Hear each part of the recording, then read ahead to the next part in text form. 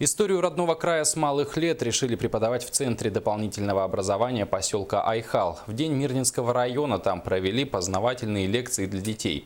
В числе слушателей оказалась Оксана Мезенцева. Почти 20 ребят с интересом слушают лекцию об истории родного края. Ее читает Людмила Шумакова, ветеран труда, почетный гражданин Мирнинского района. В Алмазный край она приехала 35 лет назад. Об истории этих мест знает не понаслышке. Эти встречи очень важны и для меня самой, и для ребят тем, что они, прежде чем жить в будущем, они должны знать и прошлое.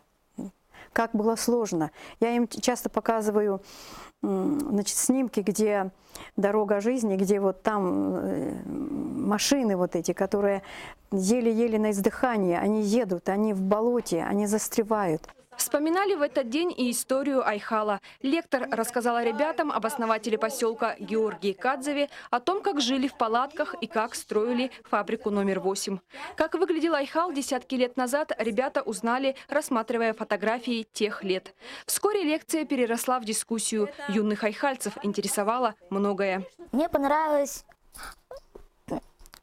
как тут рассказывали про первые дома Айхала. Я сначала думал, что это тоже были бетонные дома, а оказалось, что это были палатки.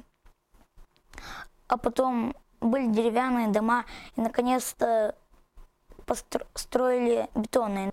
Прозвучали в этот день и стихи о родном крае. Как сообщили в учреждении, подобные лекции в течение недели провели во всех группах центра. Участниками экскурсий стали более сотни ребят.